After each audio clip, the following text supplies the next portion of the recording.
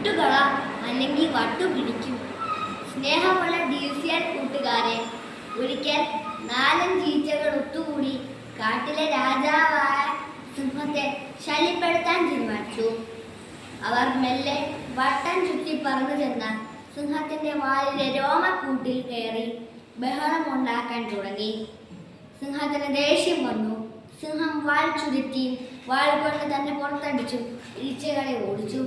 അല്പം കഴിഞ്ഞാൽ അവ പിന്നെയും വന്നു മുളിപ്പറന്ന് ശല്യപ്പെടുത്തി. അപ്പോൾ സിംഹം എടുത്തു ചാടി പ്രതികരിക്കാതെ ശാന്തമായി ചിന്തിച്ചു. തനിക്ക് 2 മാർഗങ്ങളുണ്ട്.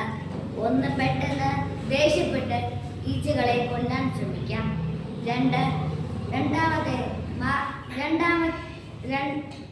രണ്ട് ഈച്ചകളെ അവയുടെ പാട്ടിന് വിടാം.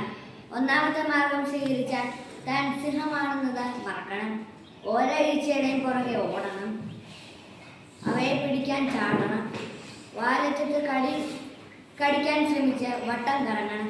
ചുരുക്കത്തിൽ കാട്ടിലെ രാജാവായി താൻ നിലമറന്ന് കുളവി കുത്തിയെ കുരങ്ങു പോലെ കോമാളി വേഷം കെട്ടണം, ഗോഷ്ഠികൾ കാട്ടണം. ഏതായാലും അത് വേണ്ട. അപ്പോൾ പിന്നെ മാർഗം 2, ഈച്ചകളെ വെറും ഈച്ചകളാണെന്ന് താൻ കാട്ടിലെ രാജാവാണെന്നും തിരിച്ചറിഞ്ഞാൽ സ്വന്തം നിലയും വിലയും അനുസരിച്ച് മാത്രം പ്രതികരിക്കുക. ആലോചനയ്ക്ക് ശേഷം സിംഹം 2ാമത്തെ മാർഗം തിരഞ്ഞെടുത്തു.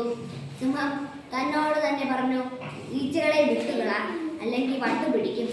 പ്രിയ കൂട്ടുകാരെ, രസകരമായ ഈ കഥ നമ്മെ ഒട്ടേറെ പ്രധാന കാര്യങ്ങൾ പഠിപ്പിക്കുന്നുണ്ട്.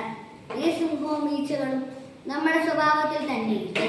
ജീവിതത്തിൽ പ്രയത്നിച്ച് വിജയം നേടിയെടുക്കാൻ കൊതിക്കുന്ന നമ്മളെ സിംഹമായി സങ്കല്പിച്ച് ആ ലക്ഷ്യം നേടുന്നതിൽ നിന്ന് നമ്മെ വ്യക്തിചലിപ്പിക്കുന്ന ആശ്രിതകളല്ലേ ഈച്ചകൾ.